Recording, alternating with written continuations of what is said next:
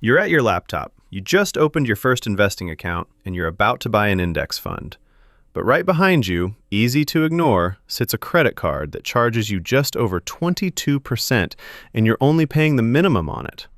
Buying that fund felt like the responsible grown-up thing to finally do. Here's the thing this whole video is about. The money you just moved into that fund is real money doing real work. But it's earning single digits in a good year, while the card behind you takes far more than that, guaranteed, no matter what the market does. So you didn't make a bad choice. You made a good choice in the wrong order.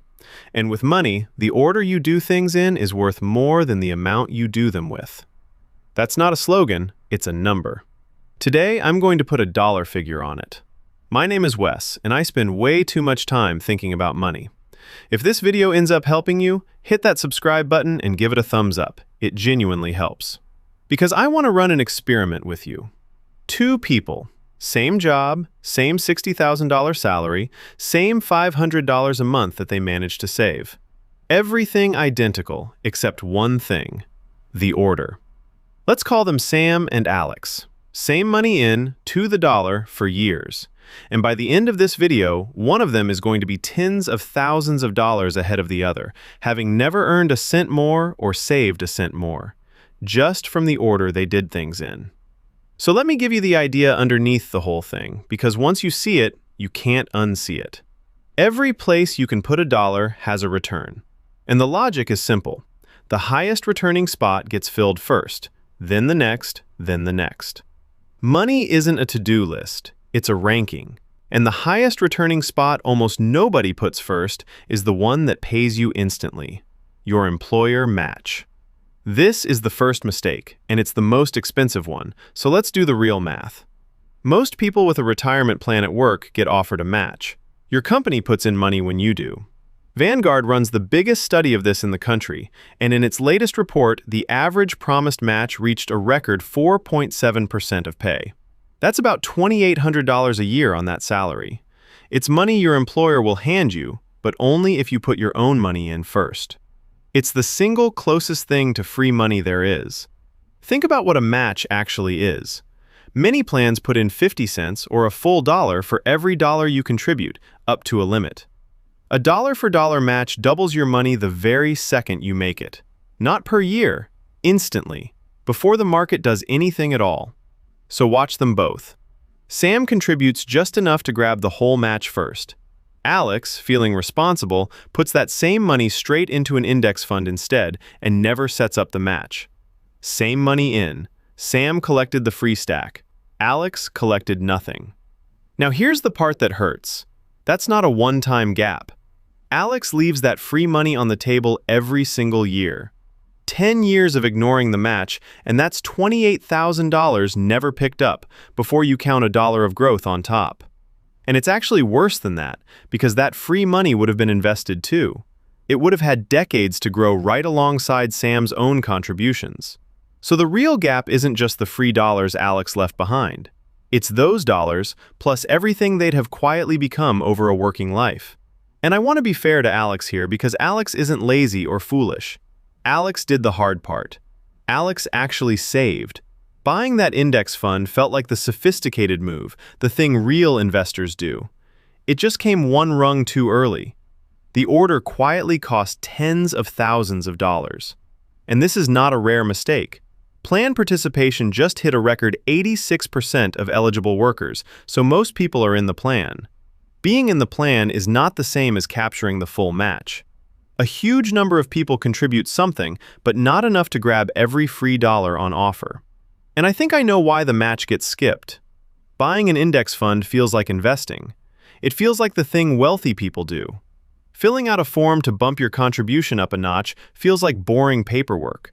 So the exciting, lower-returning move wins, and the dull, guaranteed one waits.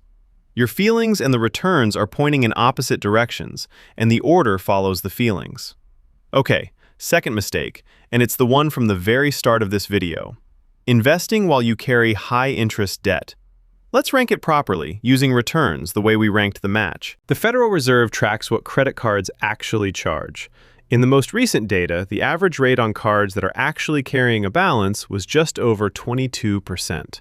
For all accounts together, it was close to 21. Either way, that is the most expensive money most households will ever touch. Now compare the returns. Paying off that card hands you the card's own rate back. And unlike the market, that part is certain. There's no fund, no stock, no account anywhere that's allowed to promise you a number like that. The market might give you single digits in a decent year, and it might give you nothing or take some back. So follow Alex again. Alex has $5,000 in an index fund, feeling like an investor, and the same amount sitting on that card. At the card's rate, that balance charges Alex over $1,000 a year in interest. For Alex to come out ahead, that fund has to earn more than the card is charging just to break even. It has to beat the card's rate reliably to actually win. Almost nothing does that on purpose. So Alex is technically an investor and quietly losing money at the same time. And the card is built to keep Alex there. Pay only the minimum, and most of that payment is just the interest. The balance barely moves, year after year, while Alex keeps buying more of the index fund and feeling like progress is happening. The fund goes up a little. The card takes more than the fund makes. That's the trap of doing it in the wrong order. It feels like winning right up until you add both sides together. Sam does it in the other order.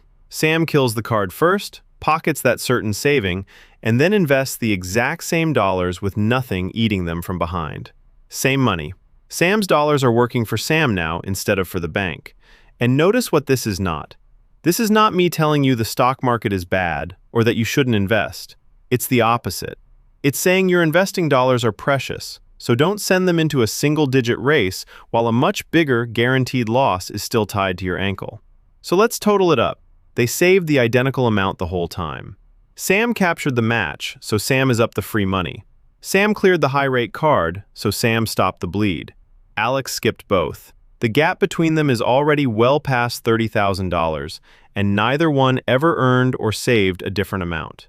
Every dollar of that gap is the price of the order. And that gap doesn't stay still. It grows. Sam's free match money and Sam's protected investing dollars sit in the market for decades, compounding, while Alex spends those same decades slowly feeding a card. Give it a full career and the difference isn't tens of thousands anymore. It's the kind of number that decides whether the last 10 years of a working life feel tight or feel easy. From order, not amount. So here's the whole ladder, top to bottom, because the same logic runs all the way down. You just keep asking one question. What's the surest, best protected return on the next dollar? Rung 1, before anything, is a small starter cushion of cash. Not a fortune, just enough that the next flat tire goes on a debit card instead of onto the high-rate card we just talked about. This rung exists to protect every rung above it. Rung 2 is the full employer match, because a match doubles your dollar instantly, and that beats everything else you can do with a dollar. That's why the match ranks first. Rung 3 is clearing high-interest debt, the cards especially, because clearing it beats almost any risk you could take in a market. Rung 4, if you have the right kind of health plan, is a health savings account, an HSA. It's the rare account that can go in untaxed, grow untaxed, and come out untaxed for medical costs. Right now, you can put in up to $4,400 on your own, or $8,750 for a family. That triple tax break is a return you can't find anywhere else, so it ranks high. Rung 5 is usually a Roth IRA.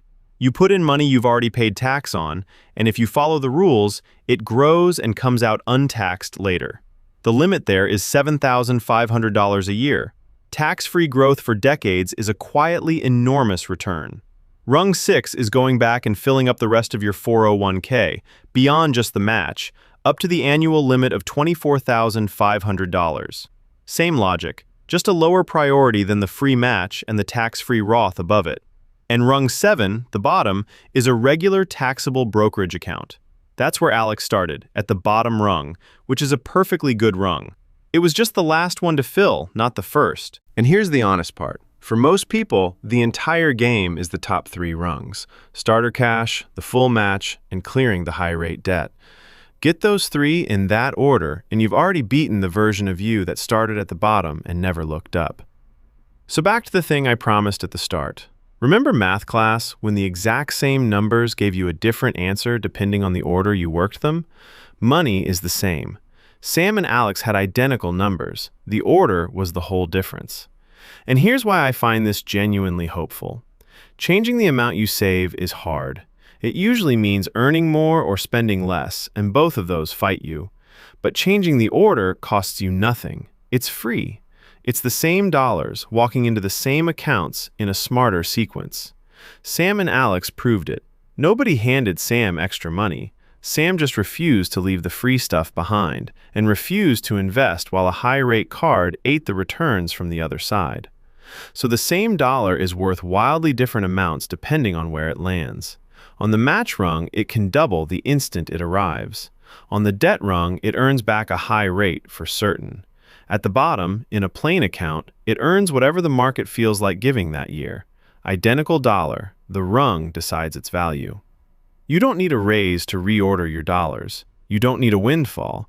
You just need to know that a free match outranks a fund and that a guaranteed win outranks a maybe. That knowledge is the entire edge, and it's the part nobody sells you because nobody can charge you for it. So what do you actually do with this? I'm not a financial advisor, and I'm not going to pretend to know your plan, your rates, or your situation. What I can do is hand you the ranking, because this particular mistake only survives when people don't know there's an order at all. Ask yourself 3 questions to find your own gap.